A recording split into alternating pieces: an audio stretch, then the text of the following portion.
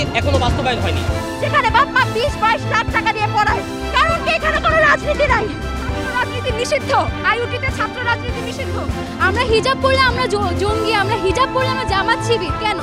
এই যে ইয়াং বাচ্চাগুলা, ওদের হাতে ছিল কলম, বই, কাগজ থাকার কথা ছিল, সেটা ফেলে এরা কেন আজকে মাঠে? এবং তাদের জন্যই কিন্তু আমরাও মাঠে আসতে বাধ্য হয়েছি।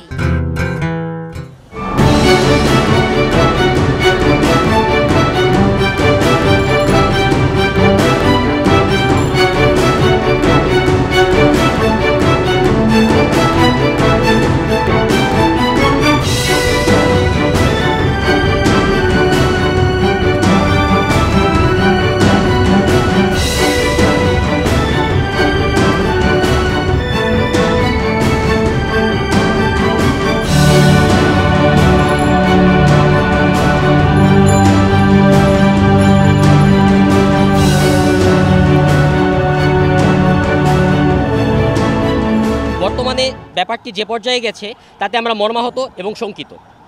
চরম পরিতাপের বিষয়, চলমান কোটা আন্দোলনে নিরীহ শিক্ষার্থীদের উপর দেশব্যাপী শিক্ষা প্রতিষ্ঠান সহ সকল স্থানে নির্যাতন, নিপীড়ন, হামলা ও প্রাণহানির মতো ন্যাক্কারজনক ঘটনা ঘটেছে। আমরা সকল শিক্ষার্থী ও দেশবাসীর পক্ষ থেকে তীব্র নিন্দা জ্ঞাপন করছি। নিহত সকল শহীদের আত্মার মাগফিরাত কামনা করছি এবং আহত শিক্ষার্থীদের সুস্থতা কামনা করছি। চলমান আন্দোলনে শিক্ষার্থীদের সকল দাবি এখনও বাস্তবায়ন হয়নি। আমরা মাননীয় প্রধানমন্ত্রীকে শিক্ষার্থীদের সকল দাবি মেনে নিয়ে দ্রুততম সময়ে বাস্তবায়ন করার আহ্বান জানাচ্ছি।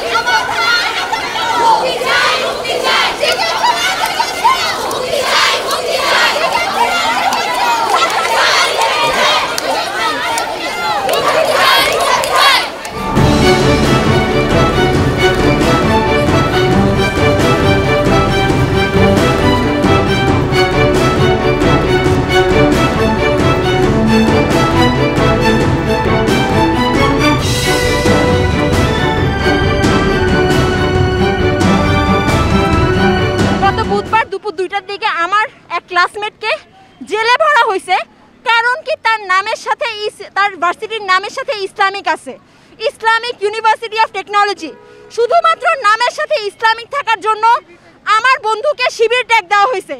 একটা দেশ যেখানে 95% মানুষ মুসলমান, যেখানে মানুষের নামের সাথে নজরুল ইসলাম থাকে, সেই দেশে আমার বন্ধুকে, আমার ক্লাসমেটকে শুধু তার ভার্সিটির নামের ট্যাগের সাথে ইসলামিক থাকার কারণে জেলে ভরা হয়েছে।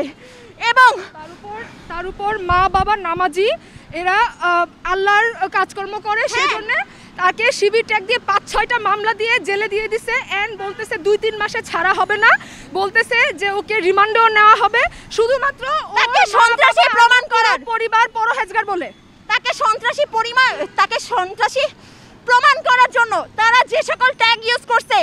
তার বাপ দাড়ি রাখছে, তার মা হেজাব পরে, আমার বন্ধু মুহিম সে 5 ওয়াক্ত নামাজ পড়ে, সে আমার ক্লাসমেট, সে আমার ল্যাব গ্রুপে আমার সাথে একসাথে ইসলামিক ইউনিভার্সিটি অফ টেকনোলজির মেকানিক্যাল ডিপার্টমেন্টে সকল ল্যাব করে।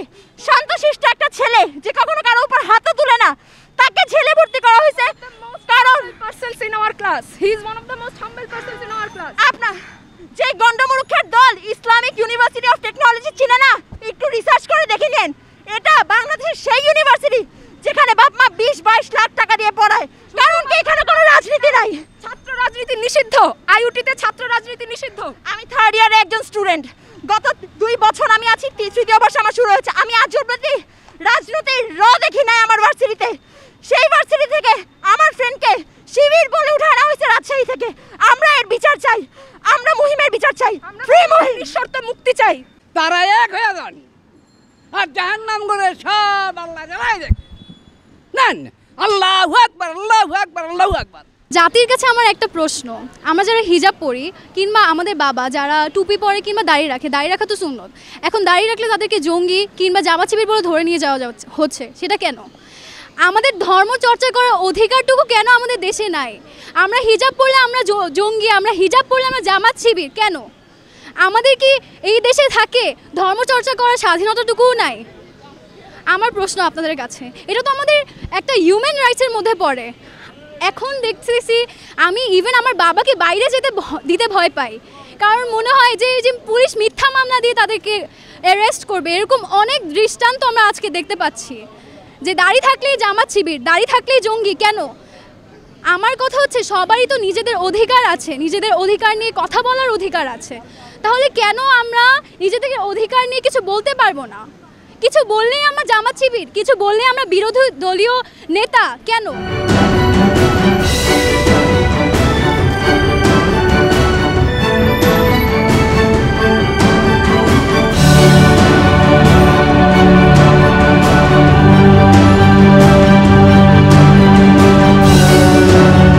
আমি একজন অভিভাবক, আমার মেয়েকে নিয়ে আসছি, ওকে কিছুতেই বাসায় আটকানো যায় না।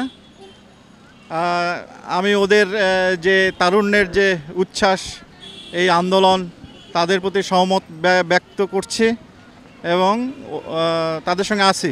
আজকে আমাদের বাচ্চাদের নিরাপত্তা চাই। এই যে ইয়াং বাচ্চাগুলা, ওদের হাতে ছিল কলম, বই, কাগজ থাকার কথা ছিল, সেটা ফেলে এরা কেন আজকে মাঠে? এবং তাদের জন্যই কিন্তু আমরাও মাঠে আসতে বাধ্য হয়েছি। আমরা কোনো রাজনীতি বুঝি না, আমরা কোনো দাবি দাওয়া নিয়ে আসি না।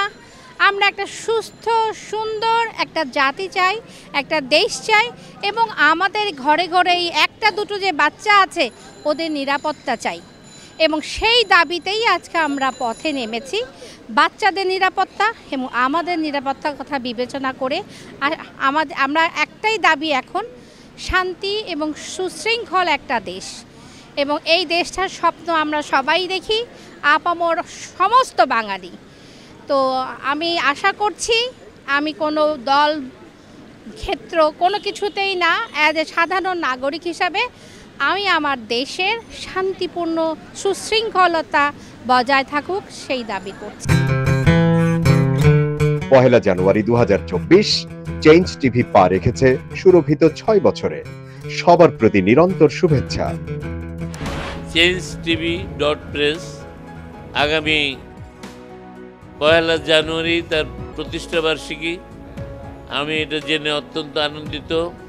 আমরা আশা করছি changetv.press মুক্তিযুদ্ধের পক্ষে তারা কথা বলবে, সত্যের পক্ষে কথা বলবে, নিরপেক্ষ বলে কিছু নেই, সবসময় সত্যের পক্ষে থাকবে, এই প্রত্যাশা ব্যক্ত করছি। এর কলা কুশলী সবাইকে অভিনন্দন জানাচ্ছি, এর শ্রোতৃমণ্ডলীকেও অভিনন্দন জানাচ্ছি। 1 জানুয়ারির যেমন অভিনন্দন, একই সাথে চেঞ্জ টিভির প্রতিষ্ঠানের জন্য সবাইকে অভিনন্দন। চেঞ্জ টিভি প্রতিষ্ঠা বার্ষিকীতে আমরা এদেরকে ধন্যবাদ জানাই, চেঞ্জ টিভিকে উত্তরোত্তর সাফল্য কামনা করি।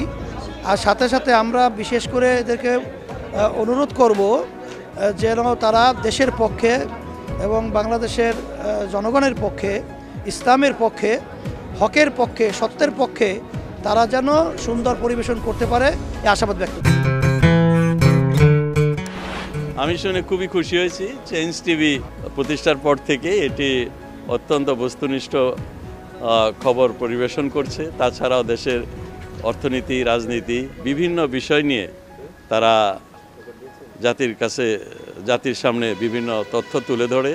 আমি মনে করি বাংলাদেশকে আরও উন্নত বিকশিত করার জন্য চেঞ্জ টিভি আরও অবদান রাখবে এবং বাংলাদেশে একটা অন্যতম গুরুত্বপূর্ণ একটা মিডিয়া হিসাবে প্রতিষ্ঠা লাভ করবে।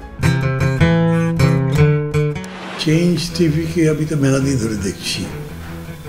চেঞ্জ টিভি যতদূর সম্ভব বস্তুনিষ্ঠতার সাথে কাজ করছে এবং এই জন্য চেঞ্জ টিভির ভিউ আরও অনেক বেড়েছে, অনেক।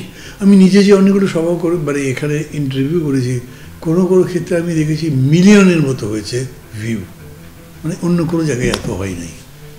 আমি মনে করি চেঞ্জ টিভি ভালো কাজ করছে, প্রচণ্ড চাপ আছে, তার মধ্যেও চেঞ্জ টিভি যদি তাদের এই নিষ্ঠতা রাখতে পারে তাহলে এটা আরও ভালো করবে। আমি তাদের সাফল্য কামনা করি।